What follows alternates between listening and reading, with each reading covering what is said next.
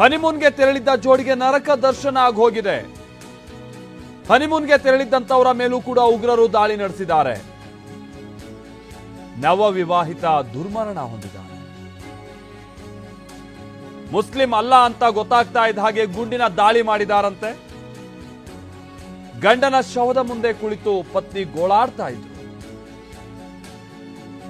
ಗಂಡನ ಶವದ ಮುಂದೆ ಪತ್ನಿ ಕುಳಿತಿರುವಂತ ಒಂದು ಫೋಟೋ ಅದು ಬಹಳ ವೈರಲ್ ಆಗಿದೆ. ಆಗ್ತಾನೆ ಮದುವೆ ಆಗಿರುವಂತವ್ರು ಅನ್ನೋದು ಗೊತ್ತಾಗ್ತಾ ಇದೆ. ಪತಿ ಶವದ ಮುಂದೆ ಪತ್ನಿ ಕಣ್ಣೀರಿಡ್ತಾ ಇದ್ದಾರಲ್ಲ, ಅವರು ಇತ್ತೀಚೆಗೆ ತಾನೇ ಮದುವೆ ಆದಂತಹ ಒಂದು ಜೋಡಿ. ಅಲ್ಲಿ ಉಗ್ರರು ಅವರಿಗೆ ಎದುರಾಗಿದ್ದಾರೆ. ಹಿಂದೂನ ಮುಸ್ಲಿಮ ಅನ್ನುವಂಥದ್ದನ್ನ ಕೇಳಿದ್ದಾರೆ. ಹಿಂದೂ ಅನ್ನುವಂಥದ್ದು ಗೊತ್ತಾಗ್ತಾ ಇದ್ದ ಹಾಗೆ ಅಲ್ಲೇ ಹೊಡೆದಾಕ್ ಹೋಗಿದ್ದಾರೆ. ನೋಡಿ ಎಂಥ ದೊಡ್ಡ ಕ್ರೌರ್ಯ ಇದು. ಮಾತಿಗೆ ಬಹಳ ಸಂದರ್ಭದಲ್ಲಿ ಹೇಳ್ತಾ ಇರ್ತಾರೆ ಭಯೋತ್ಪಾದಕರಿಗೆ ಯಾವ ಧರ್ಮ ಯಾವ ಜಾತಿ ಅನ್ನುವಂಥದ್ದು ರೀತಿಯಲ್ಲಿ. ಬಟ್ ಇಲ್ಲಿ ಭಯೋತ್ಪಾದಕರು ಧರ್ಮವನ್ನು ಹುಡುಕಿ ಕೊಂದು ಹೋಗಿದ್ದಾರೆ. ಇದನ್ನ ಯಾರು ಕೂಡ ಇದನ್ನು ಒಪ್ಪೋದಕ್ಕೆ ಸಾಧ್ಯ ಇಲ್ಲದೆ ಇರುವಂಥ ಕೃತ್ಯ ಇದು. ಈ ರೀತಿಯಾಗಿ 10 ಮೃತದೇಹಗಳು ಅಲ್ಲಿ ಎಲ್ಲೆಂದರಲ್ಲಿ ಬಿದ್ದಿವೆ ಅನ್ನುವಂಥದ್ದು ಗೊತ್ತಾಗ್ತಾ ಇದೆ. ನೋಡಿ ಅಂಥ ದೊಡ್ಡ ಪ್ರದೇಶ, ಒಂದು ಹುಲ್ಗಾವಲು ಪ್ರದೇಶ ಇದ್ದಾಗಿದೆ.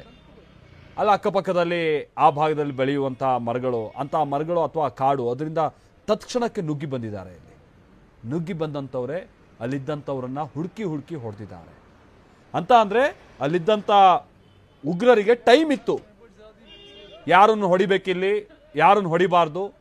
ರ್ಯಾಂಡಮ್ ಆಗಿ ಗುಂಡಾರಿಸಿದ್ರೆ ಅಲ್ಲಿ ಮುಸ್ಲಿಮ್ಸು ಸಾಯ್ಬೋದು, ಹೆಣ್ಮಕ್ಳು ಸಾಯ್ಬೋದು, ಮಕ್ಕಳು ಸಾಯ್ಬೋದು. ಅಲ್ಲ, ಹಿಂದೂಗಳನ್ನೇ ಸಾಯಿಸಬೇಕು, ಗಂಡಸರನ್ನೇ ಸಾಯಿಸಬೇಕು.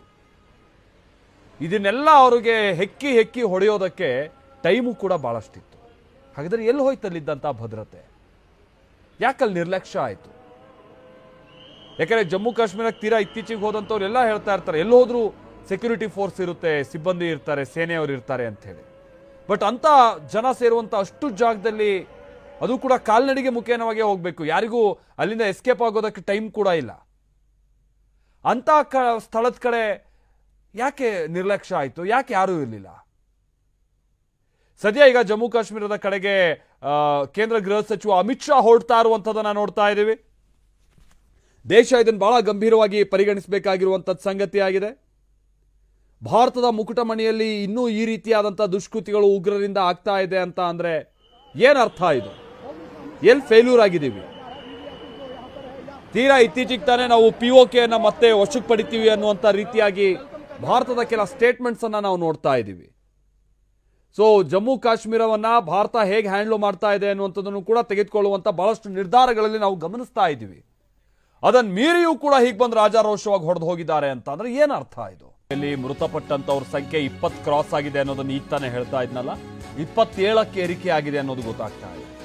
TV9ಗೆ ಉನ್ನತ ಮೂಲಗಳಿಂದ ಲಭ್ಯ ಆಗಿರೋ ಮಾಹಿತಿ ಪ್ರಕಾರವಾಗಿ ಸುಮಾರು 27ಕ್ಕೂ ಹೆಚ್ಚಿನ ಮಂದಿ ಮೃತಪಟ್ಟಿದ್ದಾರೆ.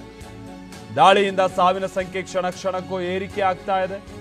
ಕಳೆದ 30 ವರ್ಷದಲ್ಲೇ ಕಾಶ್ಮೀರದಲ್ಲಿ ಸಂಭವಿಸಿರುವ ದೊಡ್ಡ ದಾಳಿ ಇದು ಅಂತಾನೆ ಹೇಳಲಾಗ್ತಾ ಇದೆ.